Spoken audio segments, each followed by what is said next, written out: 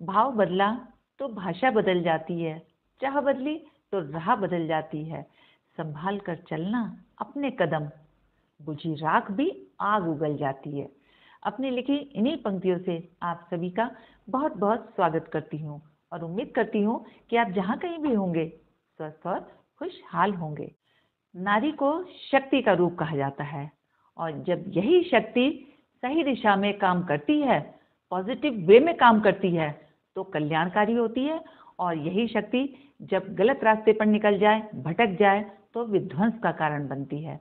यानी कि आज हम बात करेंगे नारी की उन कुछ पॉजिटिव क्वालिटीज़ के बारे में जो हर एक नारी में होना ही चाहिए, ताकि वो अपने साथ साथ अपने परिवार का और अपने समाज का कल्याण कर सके। तो चलिए बिना देर के शुरू करते हैं आज का वीडियो।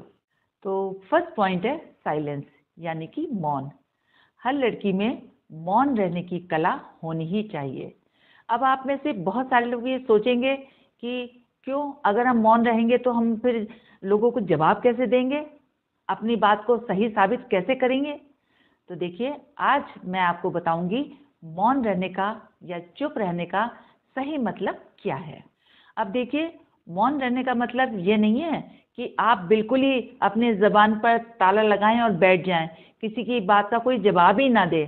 मौन रहने का मतलब होता है कि सही समय पर, सही जगह और सही बात को कहना। अक्सर औरतों की आदत होती है कि वो ज़रूरत से ज़्यादा बोलती हैं। जहाँ बोलना है वहाँ भी बोलती हैं और जहाँ नहीं बोलना है वहाँ पर भी बोलती हैं। नतीजा क्या होता है कि वो अपनी लाइफ को भी कठिन करती हैं, साथ ही साथ वो अपने परिवार की लाइफ को भी परेशानियों में डाल देती हैं। यहाँ पर एक बहुत ही सिंपल सी बात समझ लीजिए। देखिए, जब आप अननेसेसरी बोलती हैं तो अननेसेसरी तरह तरह की आप डिफ़िकल्टीज़ को अपनी लाइफ में इनवाइट करती हैं, जिसकी वजह से क्या होता है कि आप मुसीबतों में फंस जाती हैं। साथ ही आप जो हैं अपना मेंटल पीस खो देती हैं। इन सब से क्या होता है, आपकी एनर्जी लॉस होती है, आप किसी भी काम को करने के लायक नहीं रहते हैं और आपकी और आपके परिवार की दोनों की ही ज़िंदगी खराब हो जाती है। इसलिए मैं सभी से यही कहूँगी कि चुप रहने की प्रैक्टिस करें, क्योंकि जब आप चुप रहती हैं तो आप अपनी एनर्जी को सेव करती हैं और अपने काम को बेहतर ढंग से कर पाती हैं। नेक्स्ट पॉइंट है मैनेजमेंट स्किल्स। लड़कियों के मैनेजमेंट स्किल्स बहुत अच्छे होने चाहिए। अब मैनेजमेंट स्किल्स का क्या मतलब है? मैनेजमेंट स्किल्स का मतलब है कि आपका लाइफ का मैनेजमेंट, पैसे का मैनेजमेंट या फिर काम का मैनेजमेंट बहुत ही अच्छा होना चाहिए। देखिए, जब आपका लाइफ का मैनेजमेंट अच्छा होगा तब आप रिश्तों में बेहतर होंगे। काम का मैनेजमेंट अच्छा होगा तो घर और बाहर दोनों जगह बहुत ही अच्छे से काम कर पाएंगे। और पैसे का मैनेजमेंट अच्छा होगा तो आप कम पैसे में भी एक खुशहाल ज़िंदगी जी पाएंगे। तो इसलिए अगर आपका इन तीनों चीज़ों में मैनेजमेंट बहुत अच्छा है तो आप अपनी ज़िंदगी को तो बेहतर करेंगे ही करेंगे, साथ ही आप अपने आसपास के लोगों की ज़िंदगी को भी बेहतर बनाने में कामयाब होंगे।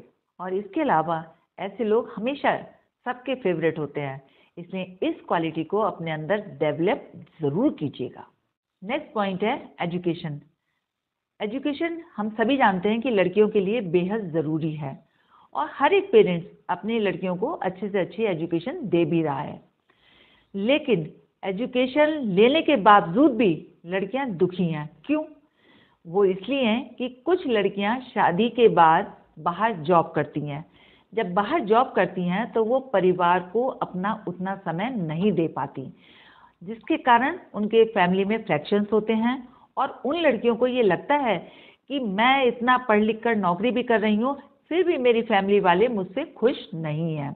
और जो लड़कियां घर में हैं उन्हें ऐसा लगता है कि वो सिर्फ घर के काम कर रही हैं, वो बाहर जॉब नहीं कर पा रही हैं।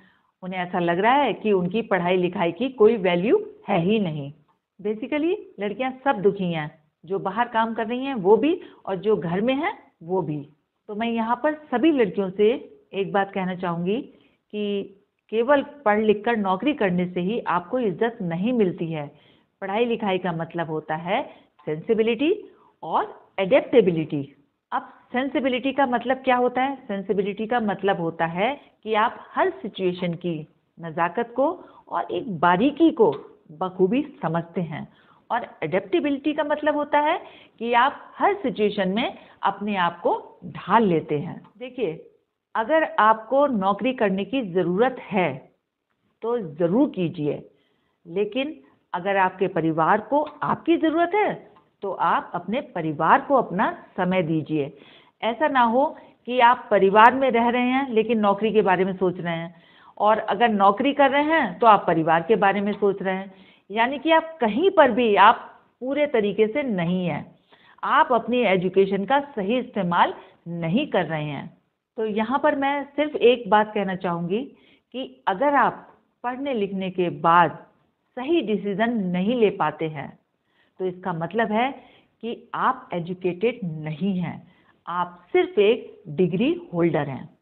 तो बड़े होने के नाते आपको एक एडवाइस ज़रूर दूंगी कि अगर आपने पढ़ाई लिखाई की है तो अपने आप को एजुकेटेड साबित ज़रूर कीजिएगा। बातों को केवल सुनिएगा नहीं, इन्हें अपनी लाइफ का हिस्सा ज़रूर बनाइएगा।